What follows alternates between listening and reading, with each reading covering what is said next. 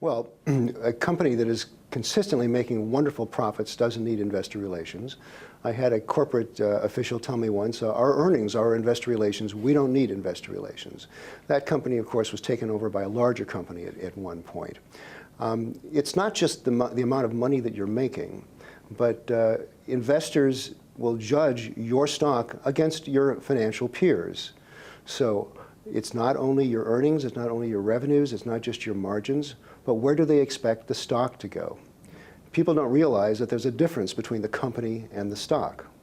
A good company with an overvalued stock is going to have to convince investors why they should buy it. So there are all kinds of reasons why a well-doing company still has to engage with investors, because they have no idea what it's going to look like tomorrow, what their profits are going to look like tomorrow, and when they're going to need those relationships. And when they need those relationships, it's too late to start building them. So what does it say, though, about the corporate world that there are these funds that are ethical investors? Is it an embarrassment that they feel, look, of all of the funds out there, most of them aren't really going to act with any kind of regards to ethics, and so therefore we need to set up specific funds to invest in companies that do right? Well, I think it's the other way around, in the sense that the ethical funds are becoming successful as people look at the world and decide they don't want to invest in companies that are doing things that they don't agree with morally or ethically. In the United States, there are funds that won't invest in companies that are doing business in sanctioned countries, for example, or that don't have a certain environmental record. And the popularity of these funds indicates to me that those issues are becoming more prominent in capital markets. I think that 13%, it was more or less the number of funds that do one type or another of social screening, which is a pretty significant part of the market, and it's not diminishing. Would you say something like the global financial crisis is something that actually increases the importance of, I suppose, what you would call non-financial indicators, the ethics of a company, for example? Or does it actually lower them because in difficult times people realize, look, my funds, my savings really, my future means, they're under threat now. All I care now is about returns and preserving them. There are lots of people who won't invest in equities any longer because they don't trust companies. You invest in a company because you think its management is reputable, if you've looked at management, and you certainly should have before you invest. So the market itself is suffering from the financial crisis because people, for the most part, have lost faith in management. Not entirely.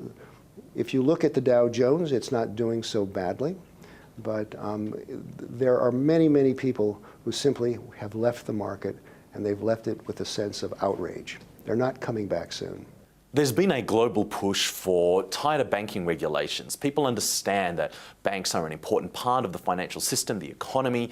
What would you say, what advice would you give to banks that say, we are trying to be a fundamental part of society, we play this important role, but no one seems to believe that, and instead they're just bashing us because of the profits that we make? Well, banks, to a large extent, believe that the world can't do without them. The problem is, it's true.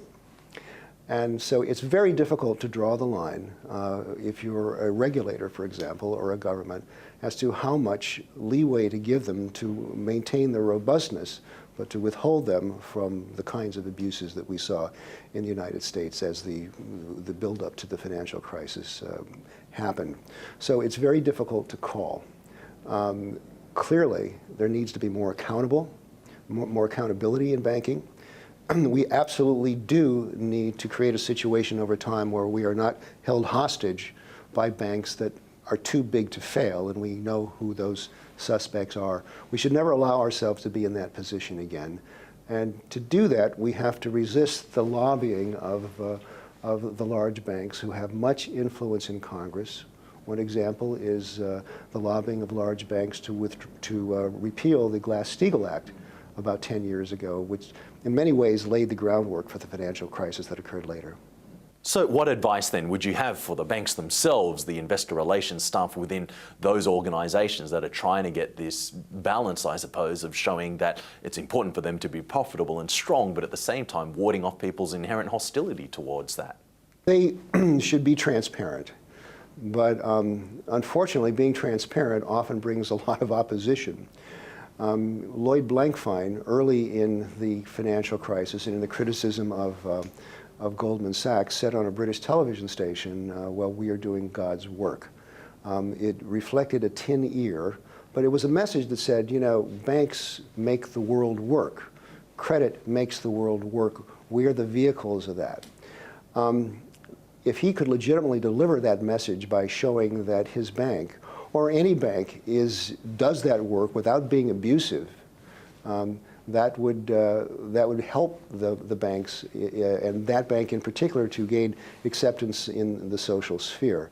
The problem with banks is that that kind of there's no substitute for transparency.